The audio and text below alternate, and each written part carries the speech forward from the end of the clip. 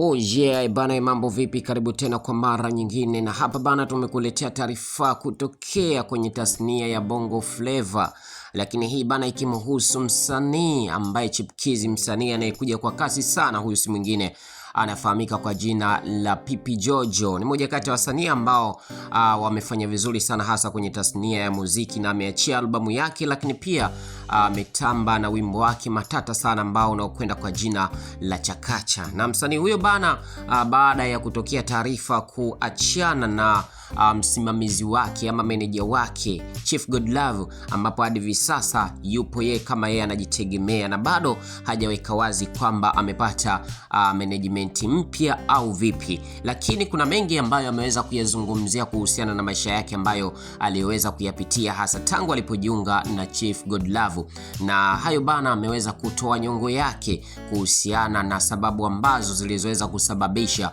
kuachana na Chief Godlove, na hatimaye hadi hivi sasa akiwa yupo mwenyewe. Lakini pia msanii huyo ameweza kusema ya kwamba amezuiliwa YouTube channel yake ambayo alikuwa ameifungua, na hiyo bana ni mikakati ya kimkataba, na ndipo hapo hadi hivi sasa akiwa ana miliki akaunti yake nyingine kabisa, na hiyo yote ni kwa sababu tu ya mkataba ambayo sheria zake ni ngumu sana. Lakini yote kwa yote tuseme ya kwamba tupo hapa kwa ajili tu ya kuendelea kukisupport hiki kipaji ambacho hadi hivi sasa kikiwa kina lengo moja, ni kuweza kusonga mbali zaidi. Nini hasa maoni yako kuhusiana na kuondoka kwa msanii huyo ambaye ni Pipi Jojo kuachana na Chief Godlove? Basi funguka hapo. Lakini taarifa rasmi bana ni kuhusiana na Pipi Jojo. Bana, Pipi Jojo ameweza kufanyiwa mahojiano na kituo fulani hivi cha radio, na ameweza kuweka wazi kwamba kwa sababu gani ameweza kuachana na Chief Godlove hadi hivi sasa kuweza kujisimamia mwenyewe. Oya, bidada amefunguka mengi sana, na amesema kwamba kama huenda angeendelea kubaki kwenye management ya Chief Godlove, angepoteza kele yake ya muziki au angempoteza mzazi wake, na hivi basi hilo ameweza kuliweka wazi kabisa.